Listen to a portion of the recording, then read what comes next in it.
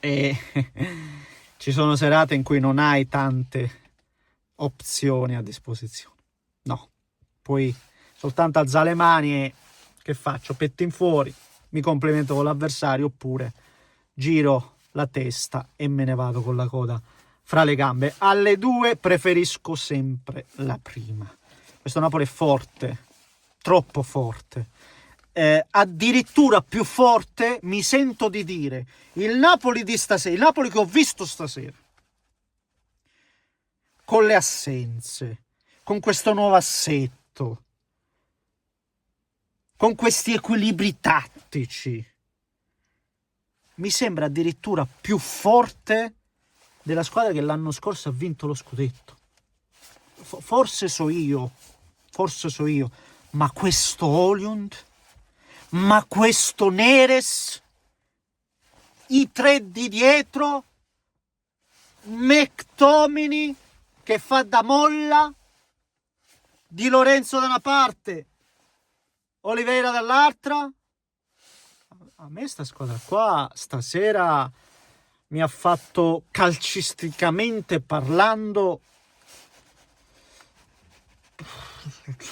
non voglio usarle quelle parole là, no, non le voglio usare, però ragazzi c'è da dire che tutti non prendiamoci in giro, chi più chi meno, dopo la disfatta col Bologna, dopo le dichiarazioni di Conte, dopo un gruppo che sembrava davvero in qualche modo bloccato sia fisicamente perché la squadra non correva in campo, e sia mentalmente perché non rispondeva ai comandi, appunto, ed eravamo lì a dire questo Napoli forse si è sfaldato.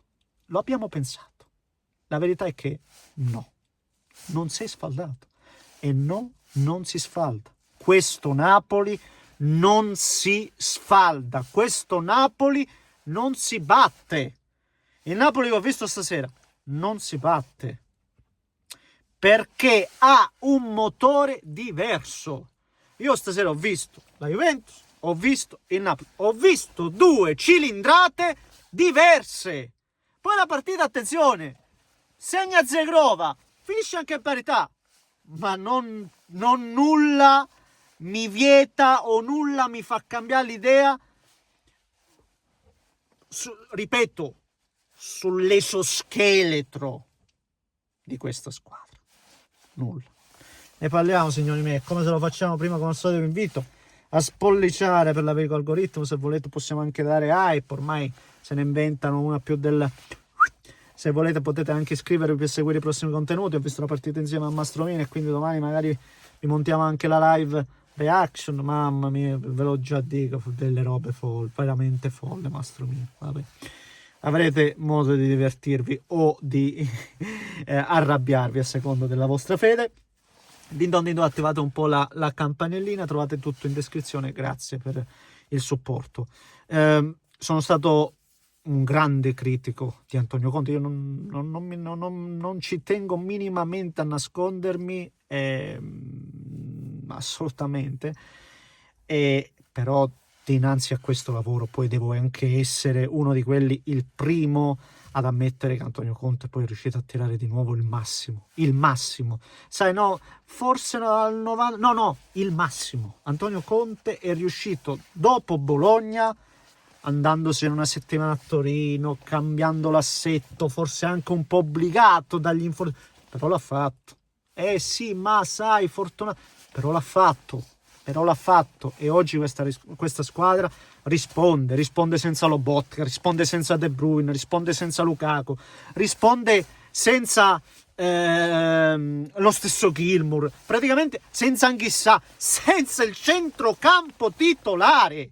Senza il centrocampo titolare, è vero, anche la Juventus era in uno stato deficitario dal punto di vista delle assenze, però la Juventus lo stato deficitario poi l'ha dimostrato anche in campo. Il Napoli in campo non ha dimostrato di essere superiore, cioè la Juventus stasera ha pareggiato l'Inter, lasciate stare giochi, occasioni, la Juventus stasera ha pareggiato per 5-10 minuti l'intensità di questo Napoli, pareggiato, non superato, ascoltatemi bene, pareggiato l'intensità, e l'ha pareggiato per 5-10 minuti.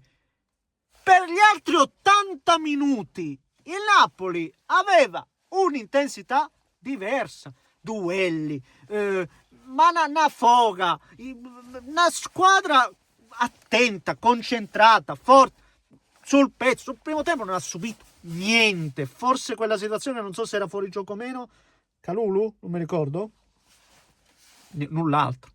Poi ha fatto gol su una ripartenza perfetta, bellissimo il gol della Juventus, è stata una ripartenza perfetta, ma quello è, per il resto Napoli. E poi una partita del genere, se non la chiudi magari, sai, se Grova lì, quella situazione là, ti può anche pareggiare la Juventus, ma ripeto, sulla partita non è che ci sia, non c'è mai stata storia, ecco.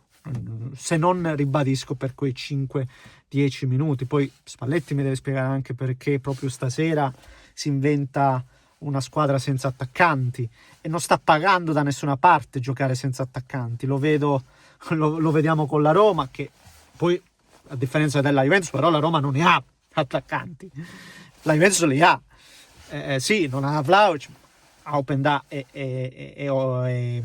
e come si chiama là? E David, che pure non è che stiano facendo benissimo, però abbiamo visto che senza peggio.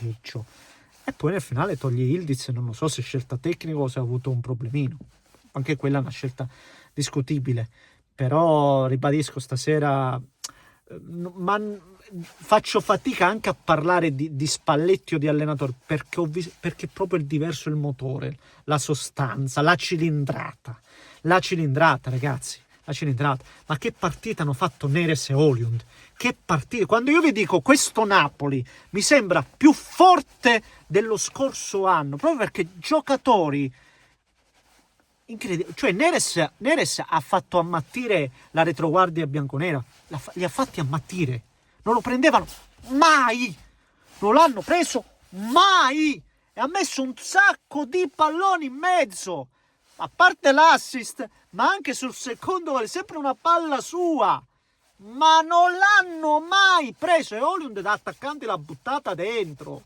l'attaccante che la butta dentro. Però non possiamo dire che queste non siano risorse importanti che si ritrova il Napoli, perciò vi dico che il Napoli si è rinforzato tanto, quindi non prendiamoci in giro, perché se non ti fosse rinforzato tanto con gli infortuni che ha, e anche quelli sono tanti, e va ammesso e va detto, non avremmo visto questa squadra qua. Poi certo deve esserci, come dicevo prima, uno che è bravo a mettere insieme i pezzi, e in questo Conte è stato clamoroso, però cioè il mio però è, cioè, Neres, c'è dall'anno scorso Neres, ma ora la gente inizia a vedere quanto è forte sto ragazzo, ora, cioè, questo è da un po' di tempo che c'è Neres, per farvi capire che il Napoli le risorse le aveva e ne ha ancora maggiormente oggi. Proprio per questo vi dico che il Napoli per me è la squadra da battere. Non è che lo dicevo o lo dico stasera, io ve l'ho sempre detto,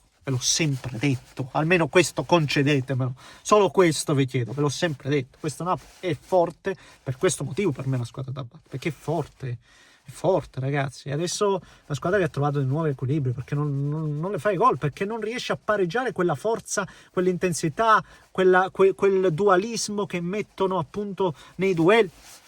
C'è ben poco da dire in tal senso. Va bene, signori, fatemi sapere cosa ne pensate voi, commentate, likeate se volete. Un grande abbraccio da Neschio.